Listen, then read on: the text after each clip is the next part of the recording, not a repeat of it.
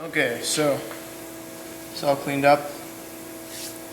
Still matte fit. Well, now it's at like a satin finish because it's been sanded to 5,000. It is now time to get to the polishing. So I'm going to use the liquid ice polishing system for this one. And basically what I'm going to do is just spread some on here and polish it out with this thing. Medium pressure, keeping it nice and even on the surface. And I'll probably do 2 or 3 passes. I think 2 will be enough, but you know, more is not going to hurt. This stuff is, as is the case with most of these things, it's toxic. So I recommend that you wear a respirator when you're doing this. It'll save you some headaches, literally. And that's about it. I've got a couple of videos about polishing, so if you need more detail on it, go ahead and check those out.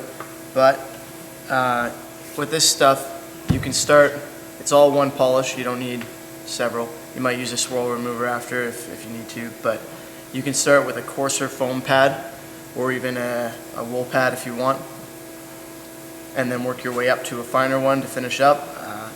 But that's more the case if you're trying to polish out scratches from like 1200 grit, 1500, 2000, something like that. I'm at 5,000, so I'm just going to move right to a nice soft fine foam pad, and yeah, it shouldn't be a problem.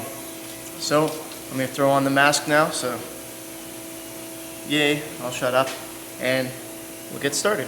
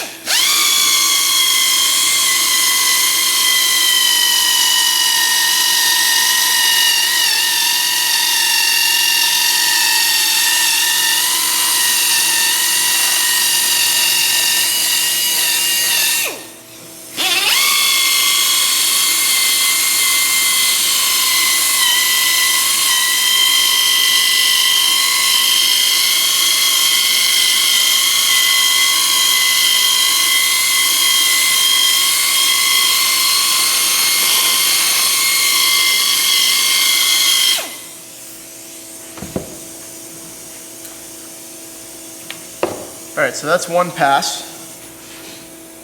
I could have gone over it a couple more times, but I don't think it's an issue. So I'm going to find a cloth here. There we go.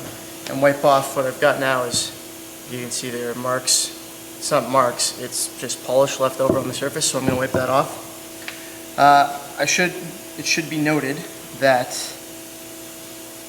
with a foam pad, it's not a big deal, but if you're trying to use a wool bonnet for this, this isn't working very well at all.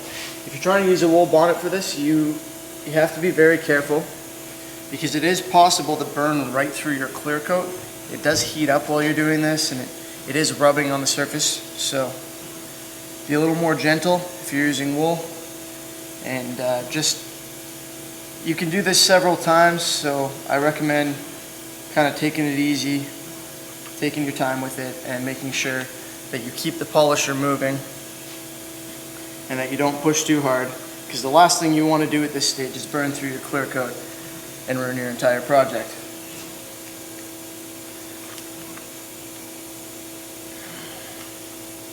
Okay, so already, after one pass, we're back to a very nice gloss.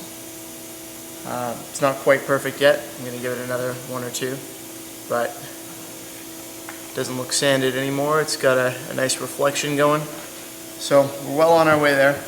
I'm going to do this again, and then I'm going to flip the guitar over and do the other side because it's just sanded at the moment. And then we should be about finished, ready to put this thing back together, maybe throw a coat of polish or wax on it after. But in that case, I mean guitar polish as opposed to polishing compound. So one more crack at this and then we'll be good to go.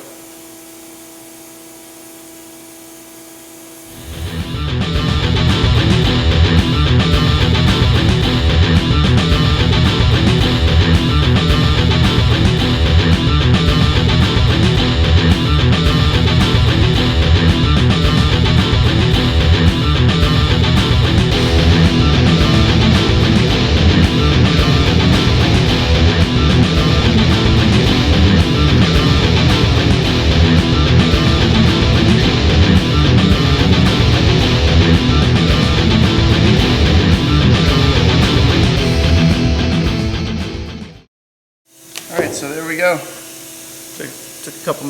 Took a minute to get the excess polish off, but there's our polished out guitar. Needs to be cleaned now, but looks pretty good. Nice mirror finish. So I'm going to go ahead and do the same to the other side. You guys obviously don't need to watch that. And that's about it. So I'll get to that off camera and I'll see you in a minute. Alright guys, so that's it. It's all polished up. Looking really nice. Yeah, the paint process on this guitar is finally finished. So that concludes the painting, polishing portion of it. It's all finished up, ready to go. So join me next time. We'll get this thing assembled and that'll be the end of the series. As always, thanks for watching. I hope this video was informative, at least to some degree, and we'll see you next time.